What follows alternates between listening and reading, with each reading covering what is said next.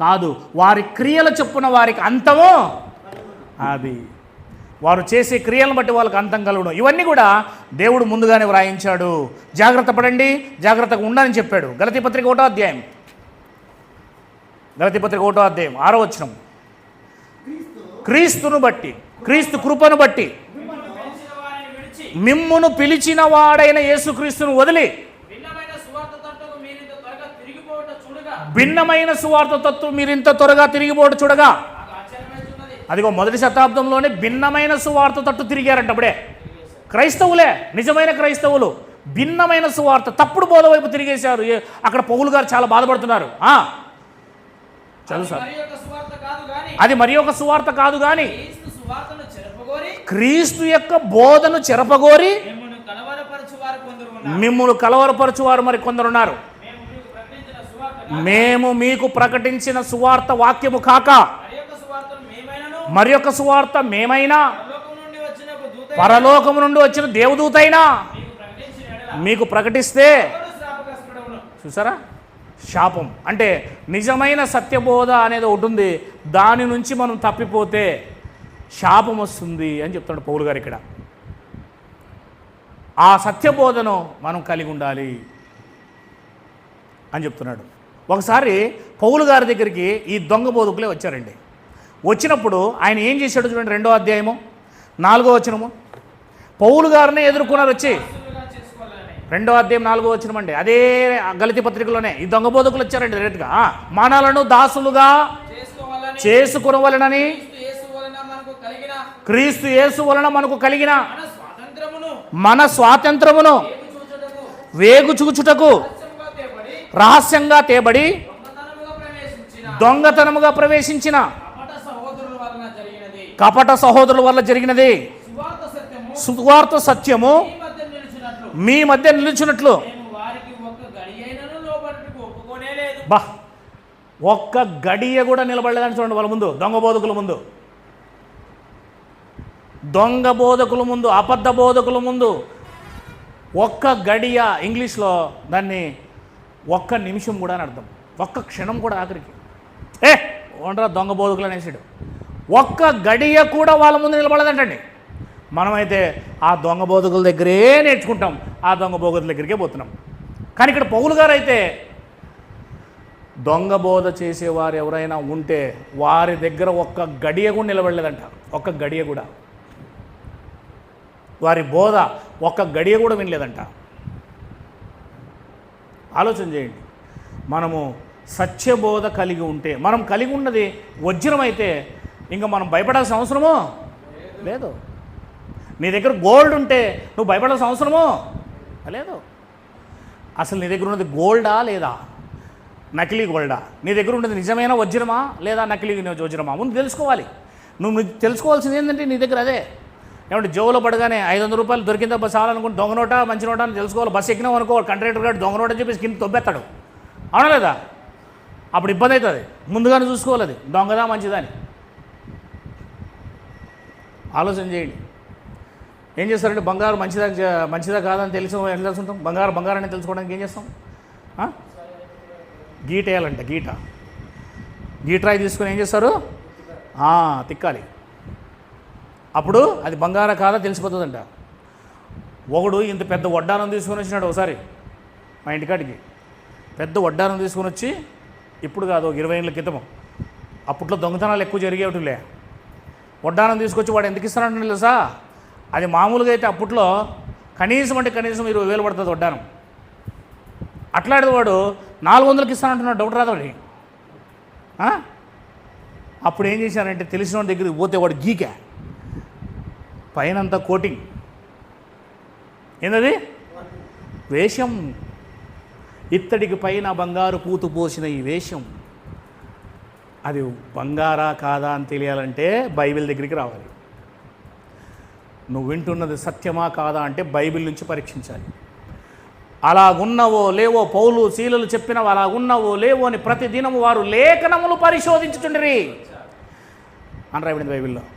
బైబిలే ప్రామాణికం, బైబిలే మనకు నిజమైన గైడ్, బైబిలే మనకు మిషన్, బైబిలే నిజమైన గీటురాయ్, బైబిలే వజ్రాన్ని పరీక్షించే మిషన్. పాలు నీళ్ళేంటో బయటికి తీసేస్తుంది బైబిల్. ఆ బైబిల్ దగ్గరికి రావాలి. ఆ బైబిలే చదవడం లేదు మనము. ఆ బైబిలే ఇంకా పేపర్లు అంటుకొని ఉన్నాయి మనకి, ఇట్లా తీస్తేలేం. అవునా లేదా? చెప్పండి సార్. ఆ బైబిలే చదవలేదంటే నేను నిత్య జీవానికి నిన్ను ఎవడైనా మోసం చేసేస్తాడు. ఆ బైబిల్ చదవకపోతే ఇట్టే మోసం చేసేస్తాడు. మనం మోసపోకూడదంటే మనకేం తెలియాలి? ముందు బైబిల్ తెలియాలి. ఇప్పుడు కీబోర్డు బాగా వాయించడానికి వచ్చి దాంట్లో మాస్టరేట్ చేసినాడు అనుకో, ఆడు కూర్చొని ఉంటాడు. కీబోర్డు మీద బాగా మాస్టరేట్ చేసినాడు, 10 ఏళ్ళ నుంచి మాస్టరేట్ చేసినాడు, ఏ పాట అయినా వాయించగలడు, అక్కడ కూర్చొని ఉంటాడు అతను. ఏమీ తెలియని ప్రశాంత్ కీబోర్డ్ని అప్పుడు అట్లా వాయిస్తుంటే అతను ఏమనుకుంటాడు? లోడు వానికి ఏమొస్తుంది అని తెలిసిపోతుంది వాడికి. మనకేమంటాం? మనకేం తెలియదు అంతగా. ఎక్స్పీరియన్స్ గలవాడు కనుక, అనుభవం గలవాడు కనుక తను ఎలా దాన్ని వాయిస్తున్నాడో అతను తెలుసుకోగలడు. నీకు బైబిల్ మీద పట్టు ఉంటే, వాక్యం సరిగా చదివి ఉంటే, వాక్యం మీద నీకు ఖచ్చితంగా అభ్యాసం ఉంటే, అవతల వాడు చెబుతున్న బోధ సత్యమా కాదా అని ఇలా నోరు మూసుకొని బైబిల్ మూసే కూడా ఇలా చూసి 5 నిమిషాలు, అంతే 5 నిమిషాలు చాలు, వాడు చెప్తున్న బోధ నిజమా కాదా, ఇంకా నమస్కారం సార్ అని వెళ్ళిపోతుంది. 5 నిమిషాలు చాలు. ఇతనికి ఎంత స్టాండర్డ్ ఉందో లోపలికి వెళ్ళిపోయి చూడొచ్చు. అంత స్టాండర్డ్ తెచ్చుకోవాలి మీరు బైబిల్ పట్ల. అప్పుడు మీకు సత్య అసత్యాలేంటో అర్థమవుతాయి. లేకపోతే సాతాను చాలా పెద్దోడండి, మన తెలివితేటలు మనకి రావు. యేసుప్రభునే మోసం చేసేకొచ్చాడు. అలాంటిది మీ అందరూ నన్ను మోసం చేయడం పెద్ద కథ కాదు. యేసుప్రభునే కాలు మొక్కమన్నాడు, రాజ్యాలన్నీ ఇస్తానన్నాడు. ఆయననే లోపరుచుకోవడానికి వచ్చినాడు, ఆయననే సిలువేసి పంపించినాడు. ఆఫ్టర్ ఆల్ నువ్వు నేనెంత, మనం ఎట్లా చూస్తాడు తెలుసా? పైనుంచి కిందికి ఇట్లా, రే మీరంతా మిడతలు రా అంటాడు వాడు. పైనుంచి కిందికి మిడతలు పిచ్చినా ఇలా మీకు యేసుప్రభునే నేను గాలంలో వేసే చూశాను. హబక్కు గ్రంథంలో రాయబడింది చూడండి, ఎలా మోసం చేస్తాడు వాడు. హబక్కు గ్రంథం, మీరంతా బచ్చాగలరా అంటాడు వాడు పైనుంచి. మనం ప్రతిదీ తెలుసుకోవాలి, ప్రతిదీ నేర్చుకోవాలి. పాత నిబంధన గ్రంథంలో 771 1వ అధ్యాయము 15వ వచనము. అందరూ దీని 771 1వ అధ్యాయము 15వ వచనం. వాడు అని రాయబడి చూడండి. అక్కడ ఏం వేశాడు? గాలం వేసి. గాలం ఎందుకు వేస్తాం మనమ్మ చెరువులో? చేపలు పట్టుకోవాలని. వాడు అంటున్నాడు చూడండి. అక్కడ గాలం వేసి మానవులు అందరినీ గుచ్చి లాగి ఉన్నాడు. ఒకవేళ నువ్వు గాలానికి దొరకనవాడు అయితే ఉరివేస్తాడు. నీకు ఏమేస్తాడు? ఇది ఈ చేప ఎరకబడేదట్లేరా అని దానికి ఏం చేస్తాడు? ఇంకో పెద్ద చేప వేస్తాడు. చేపకు పెద్ద చేప వేస్తాడు, చేపకు చేప వేస్తాడు. ఉరులు ఉగ్గి చిక్కించుకుని ఉన్నాడు వాడు. ఒకవేళ నువ్వు ఉరులకు కూడా పడలేదనుకో, అప్పుడు వలేస్తాడు పెద్దది. చిన్నదానికి దొరకలేదనుకో పెద్దది వేస్తాడు. ఆ దానికి కూడా దొరకలేదనుకో ఇంకా పెద్దది వేస్తాడు. చూసారమ్మా? అవునా లేదా? నువ్వు శరీర ఆశలో దొరకలేదనుకో నేత్ర ఆశ వేస్తాడు. నేత్రాశలో దొరకలేదనుకో జీవపు డంబంలో వేస్తాడు. శరీర ఆశ అంటే శరీరానికి ఏదైనా కోరికలు వేస్తాడు. అప్పటికి నువ్వు లొంగలేదనుకో నీకు నేత్ర ఆశ పెడతాడు. అప్పుడు లొంగలేదనుకో వీడు దేనికి లొంగడం లేదురా, ఇంక వీనికి డంబము. డంబం అంటే జీవి డంబం అంటే అర్థమేం తెలుసా? ధనం. తినేస్తాడు. నువ్వు అమ్మాయికి పడలేదు, అబ్బాయికి పడలేదు, ఈ లోకం వైపు చూడడానికి దేనికి నువ్వు నోచుకోలేదు. 2 వలలు అయిపోయాయి. వల ఏంటి? గాలము, ఉరి. ఇప్పుడు 3వ వేస్తాడు. ఏం తెలుసా? అది డబ్బు, ధనం. ఇసురుతా ఇట్లా. ఎవడైనా పడిపోతాడు ధనానికి. ఏంటి? ధనానికి ఎవడైనా పడిపోతాడు.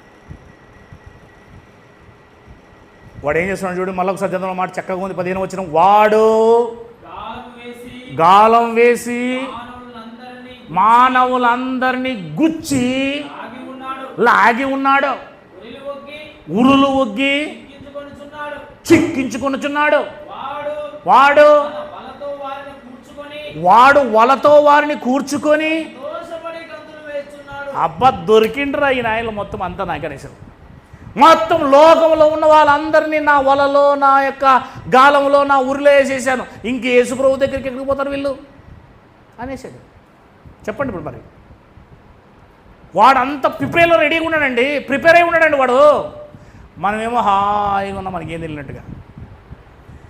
వాని ఉరిలో ఉన్నామా, వాని వలలో ఉన్నామా, వాని గాలానికి చిక్కుకొని ఉన్నామో జాగ్రత్తగా చూసుకోండి. ఎక్కడున్నాం? వాని దొంగ బోధకులందరూ పంపించేసాడు. వాని దొంగ బోధకులు చేసే బోధకుల చేతిలో పడి ఉన్నామా? ఆఖరికి నేనైనా సరేనండి, ఒకవేళ నేనేనేమో ఆ దొంగ బోధకుడిని చెప్పలేను. అర్థమవుతుందా? నన్నే నమ్మొద్దండి, పడుకోదు సార్, మొహం కడుక్కోండి. నేనేనేమో ఆ దొంగ బోధకుడిని. నన్నైనా సరే మీరు పరీక్షించాల్సింది ఎలాగా? వాక్యానుసారంగా నేను చెబుతూ ఉంటేనే మీరు నమ్మాలి, లేకపోతే మీరు నమ్మకూడదు. లేదా ఎందుకు ఇలా చెప్తున్నారు అని దాన్ని వాక్య ప్రకారంగా నన్ను అడగాలి. ఎందుకంటే నేను చెప్తున్నాను కదా, దానికి జవాబుదారిని ఎవరు? నేనే జవాబుదారి. కనుక జాగ్రత్త పడండి. ఏదో ఒక చర్చికి వెళ్తున్నాము, ఏదో ఒక బోధ చేసుకుంటున్నాము అనుకుంటే మనం ఎవరి కింద ఉన్నామో, ఇంతమందిని వాడు అనేకులు పంపించేశాడు. వీళ్ళు ఎక్కువ మంది ఉన్నారండి, వీళ్ళు 95% ఉన్నారు. వీళ్ళు ఎవరిమంది ఉన్నారమ్మా? 95% అండి. వీళ్ళు 5% మాత్రమే ఉన్నది మంచి బోధకులు. ఈ బోధ కింద ఉన్నామా, ఈ బోధ కింద ఉన్నామా చూసుకోకపోతే మనం చాలా డేంజరస్లో పడిపోతాం.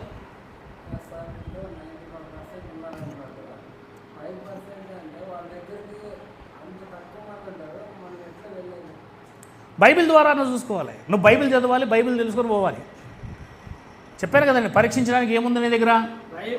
చదువు ఒకసారి. అపోస్తుల కార్యములు 17వ అధ్యాయము. ఏది ఆధారం చూడు ఒకసారి. అపోస్తుల కార్యములు 17వ అధ్యాయం ఫాస్ట్ 10 వచ్చింది చదువు తొందరగా. దేని ద్వారా మనం సత్యము అసత్యం తెలుసుకుంటామంటే మనకు బైబిలే.